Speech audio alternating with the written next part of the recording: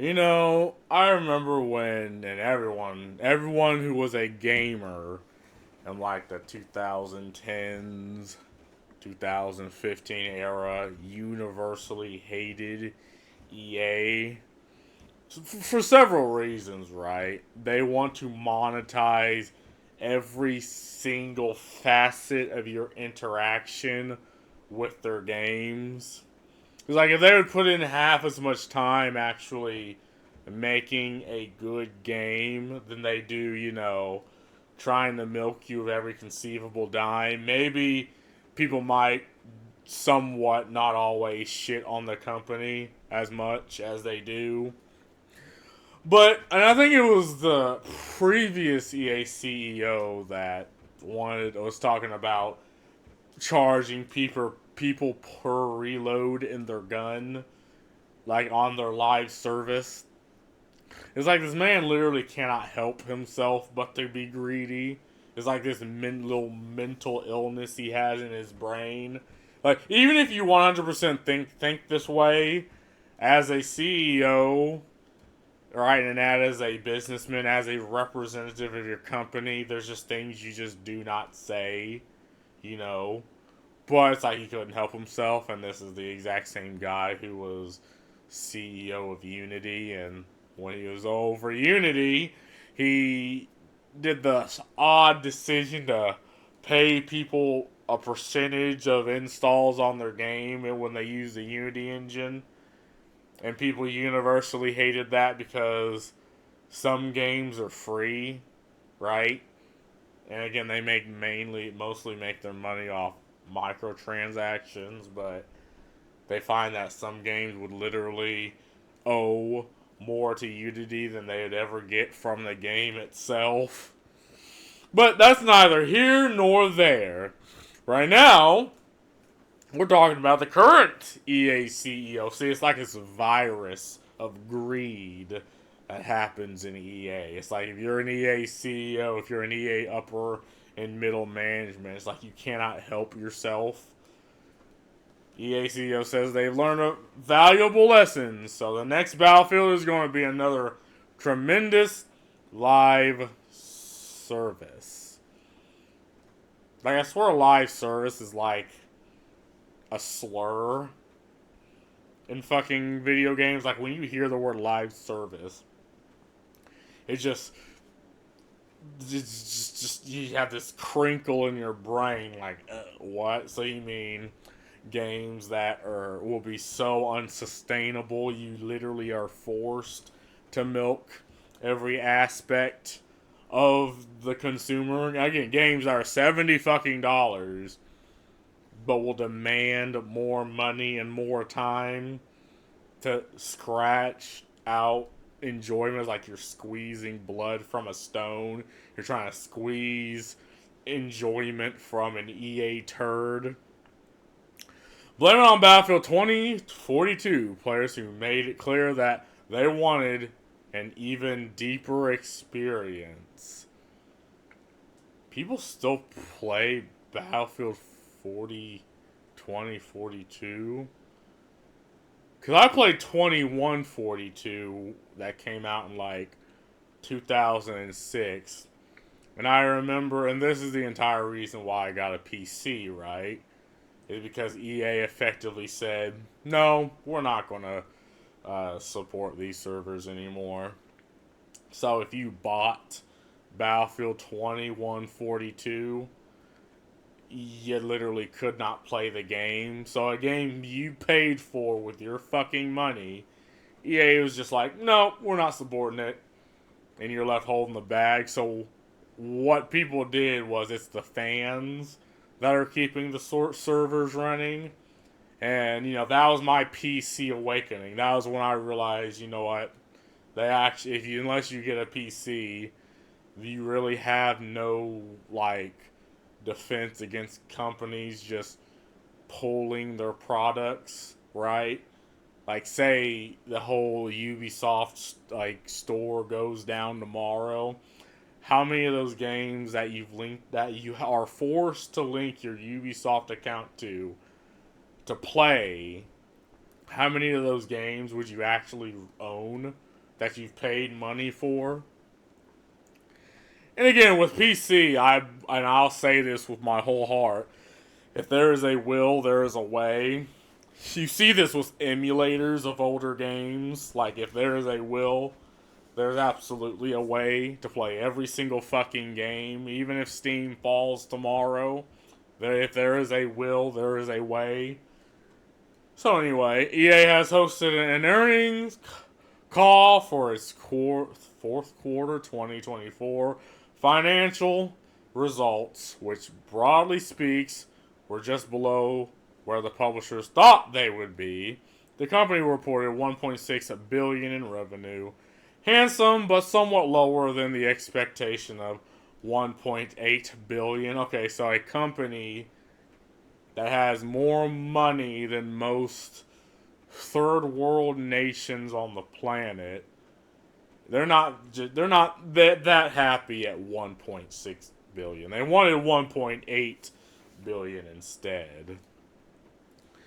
And so the mood music is in both the prepared remark and the accompanying shareholder call was all about what wonders EA has ready to hit over the next few years to make a whole lot more money. I mean, I think EA is just yet another company in the entertainment industry that's laying people off. And there's another article I'm gonna go over probably tomorrow that talks about the result of this thing being why they're gonna lay more people off. But one article at a time. The positives are are what you'd expect, with a strong showing from EA Sports generally and the rebranding of the FIFA series as EA Sports FC. A success with long-term benefits. EA CEO Andrew Wilson has promised an incredible pipeline of new experiences, starting with college football in FY 25, positioning us for accelerated growth in FY 26 and beyond. I mean, it's people that still buys these types of games, and I'm surprised anyone spends any more money on them. But again, I wouldn't even I guess it's the normie gamers, which are under the casual gamers. It's people who aren't really gamers, but they pick up FIFA and like, oh, well, I guess I'm a gamer now. It doesn't make me look. I'm not like the guy in my mom's basement, but I'm also not really much of the jock. One of the big questions, however, even for shareholders, is just what's going on in Battlefield. EA's one-time competitor to Call of Duty has felt way off the pace in the FPS genre for many years. Has felt way off. And more like has fell way off, but granted, I guess what keeps Call of Duty going more is the leagues. But honestly, both I could care less about. For many years now, and even rudderless, oh god, there's something in my eye, fuck. Ow. A perception not helped by the recent shuttering of an entire studio dedicated to Battlefield's single-player experience. Developer DICE has also announced that Battlefield 2042's current season will be its last, and while that game's in a much better state than it launched in, the obvious question is what's next. Well, yeah, when Battlefield 2042 launched, it was atrocious. Like, the game was barely functional. It was a heaping garbage pile of shit. Right? And there was obviously they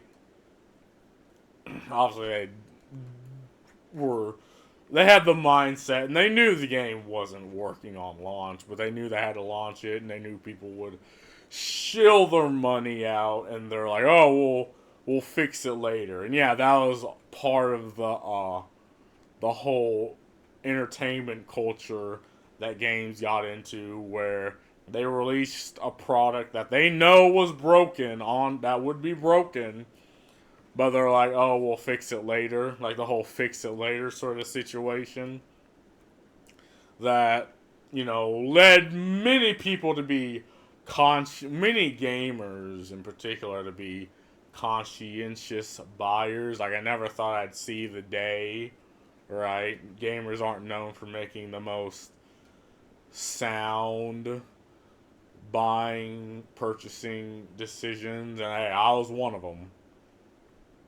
But again, at the end of the day, it's a hobby. Again, most people don't, you know, view games the way I do. They don't view it as art. They view it as something to sit the fuck down and turn your brains off and play after your fucking 12-hour work shift. And that's fine. You shouldn't have to be conscientious about buying games, because it wasn't that way in 2006 or '07 or '08. Like straight bangers were coming. The one problem was which game would you buy at that time, because you couldn't buy them all. At least I couldn't. Being a 15, or was I like? I think I was like 8. No.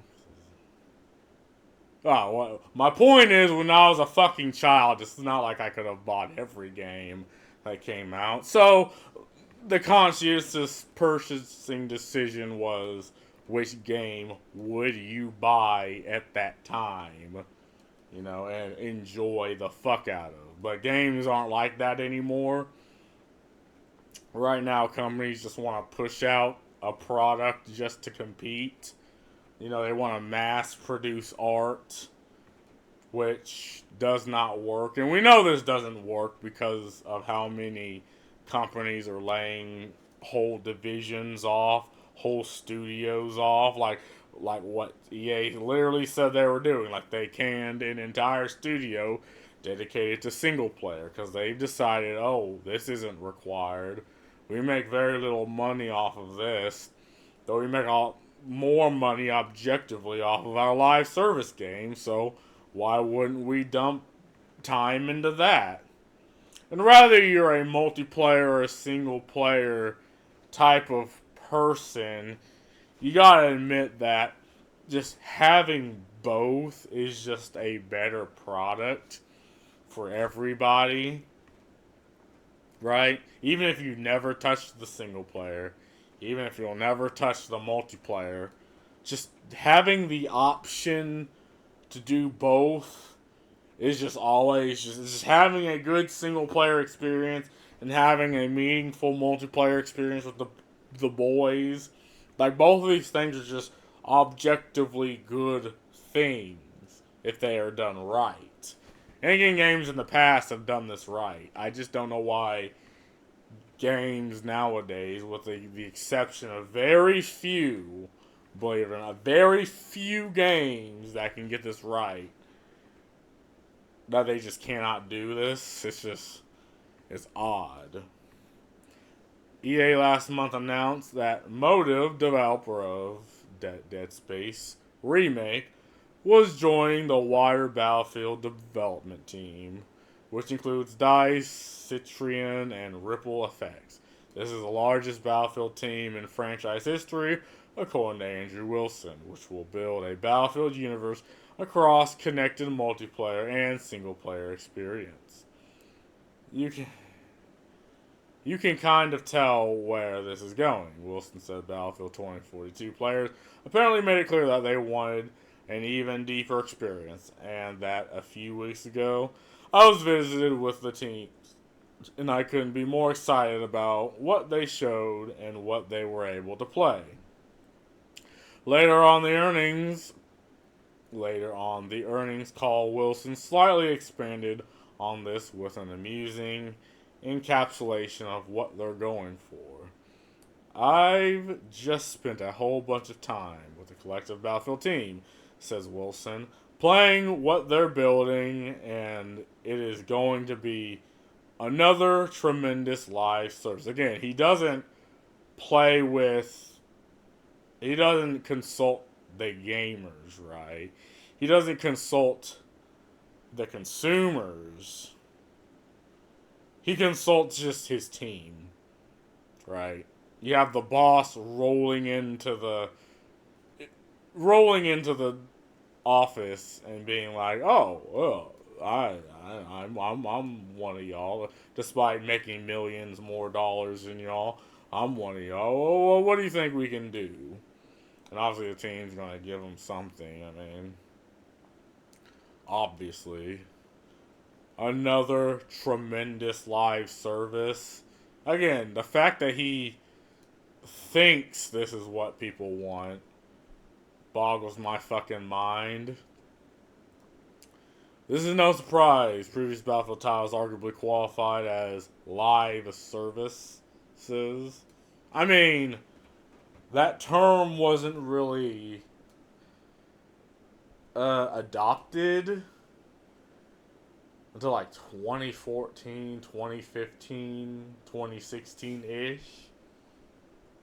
You know, the idea of, psychologically manipulating your players to spend even more fucking money into games, I guess it was a $60 game at the time, but a $70 game now. But again, it's something they've adopted now. Even though they haven't quite gone full Destiny, and the contemporary FPS market is built on the trappings of battle passes and seasonal content. So, I mean, they even say it's a trap. Like, they know it's a trap, right? They know the live service model is a trap. In 2021, EA handed leadership of the Battlefield series to Respawn founder Vince Zampella, who remains in charge, and the publisher is clearly committed an enormous amount of resources to whatever's next.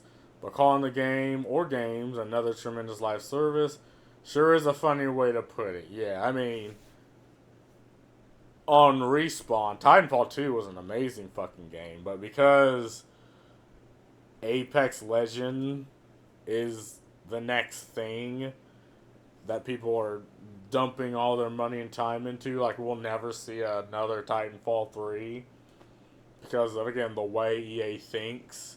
They don't believe, hey, maybe we can have a division for this and a division for that. No, they're like, we are going to dump all of our time into the one thing that works, that makes us money.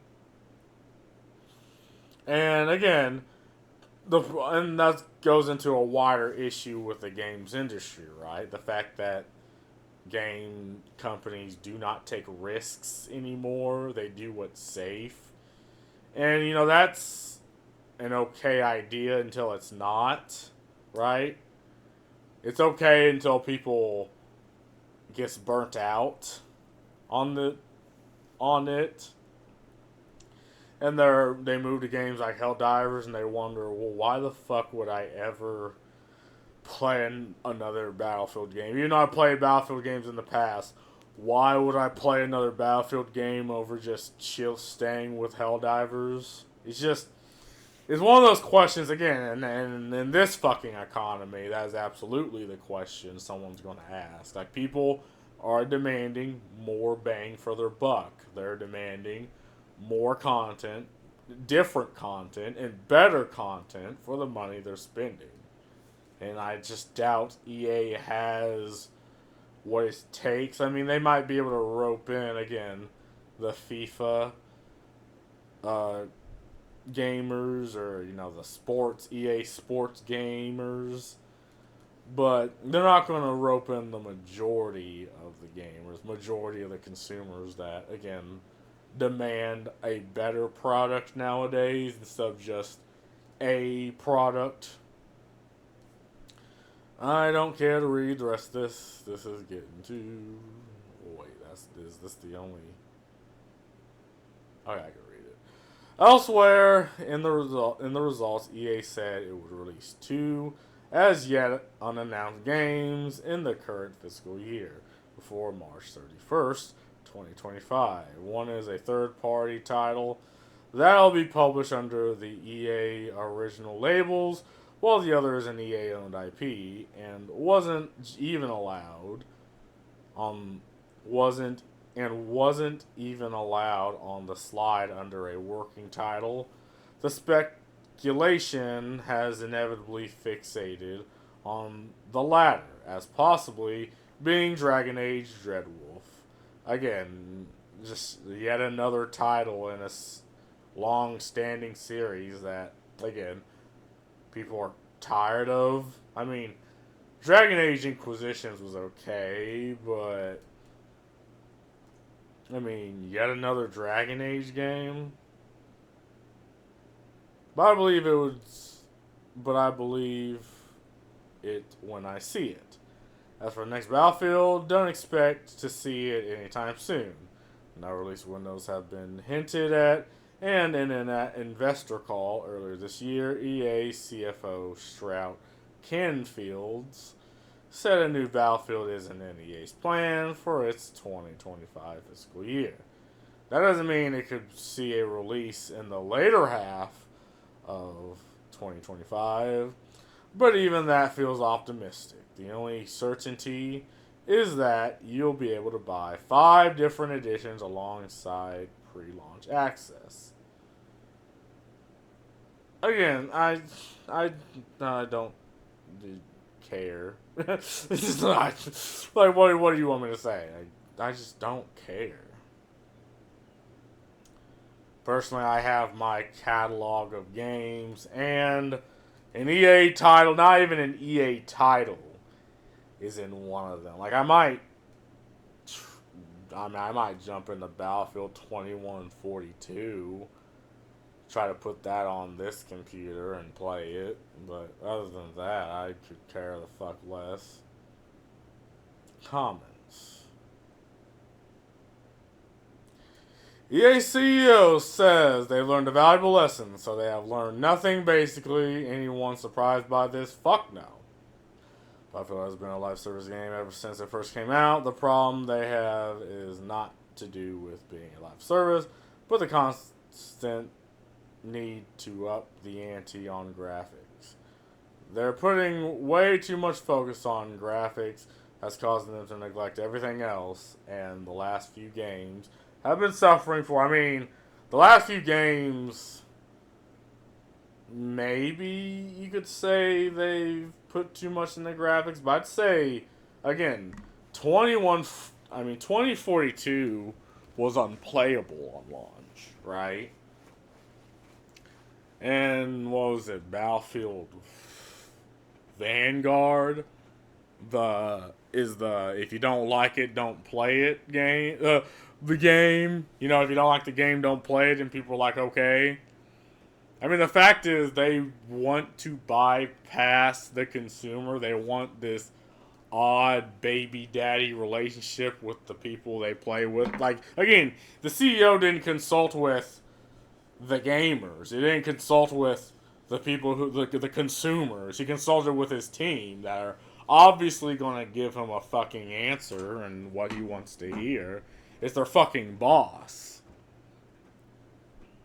And again, the whole live service idea wasn't adopted until like the mid 2010s. Like, again, before then, what you got was a good single player experience and a decent multiplayer experience. And I don't even think there was really any like DLCs or add-ons, to my knowledge. So I mean, I wouldn't even say they're always been a live service game. And again, I guess it depends on how watered down you want to make the term. But they don't have loot I don't think any of the Battlefields, like in Battlefield 4, had loot boxes. I don't think they've ever had season passes. Right? I don't even think Battlefield 4 had microtransactions. I think their thing was you unlock shit by playing the fucking game. Battlefield 1942 was not a live service game. Not sure what you're trying to say here. When the internet became a thing, all games became a live service game with patches and new content updates. Again, if you want to water down what a live service is, right? Sure.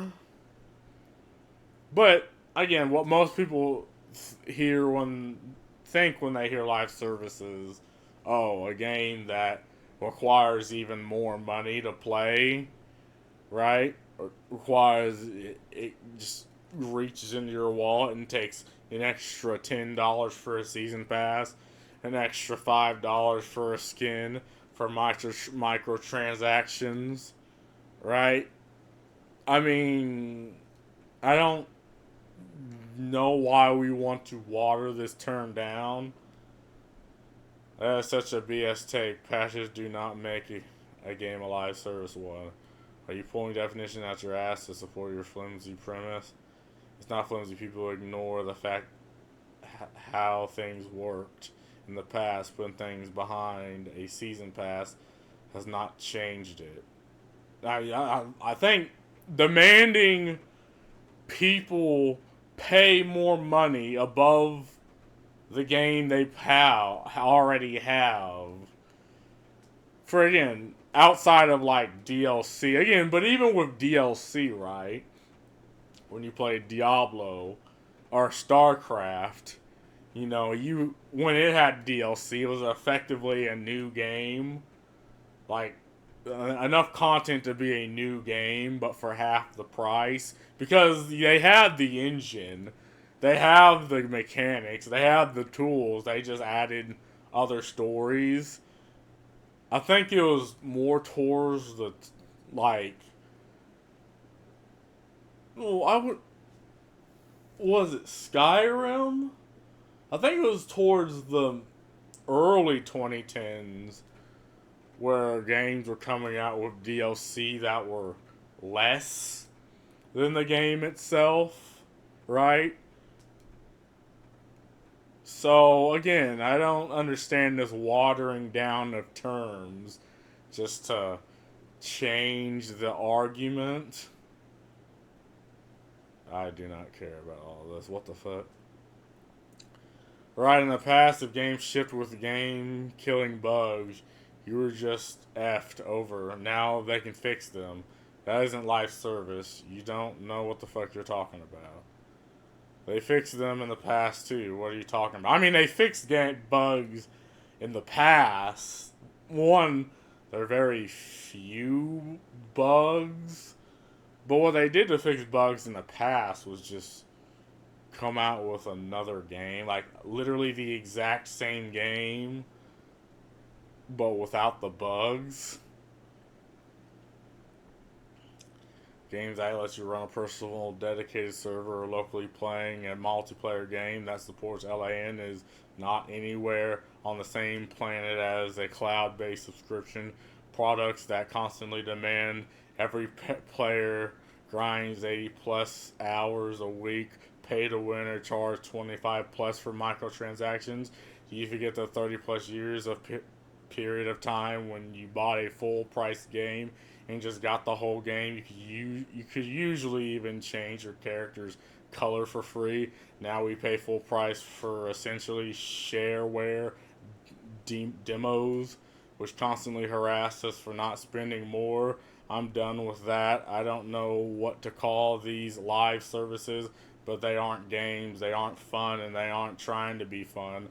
I'm not going to buy these things anymore. I mean, exactly. This guy completely understands the point I'm trying to make. I mean, why are we watering down terms?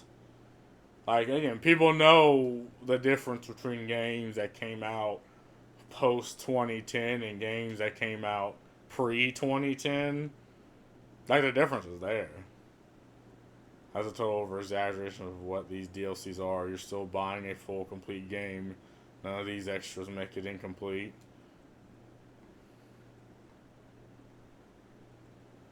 I still don't know what you're getting at, especially recent years, but there are and were always single player games that receive patches and new content but could never be classified as a live service game. A live service game is defined as a game that sees a constant stream of new content added post-launch and is purposely designed to keep you playing years after launch. This is unlike traditional single-player games, which can be completed in a set of hours. I mean, they do that and demand you pay 10, 20, 30 bucks to do it, right? Again, the live service model is dangling the carrot over the consumer's face, trying to goad them into spending more and more money. I have less than zero trust in EA anymore. Hell yeah, brother. But okay, so it keeps going. Well, I don't want to keep going. It's been fun. What do I gotta say? I mean, everyone universally hates EA for just this reason. It's like they cannot help themselves but to put out bad products. And they pat each other on the fucking back when they somehow make more money than most most first world nations on the planet. But it's just not enough, so we need to milk people of even more fucking money.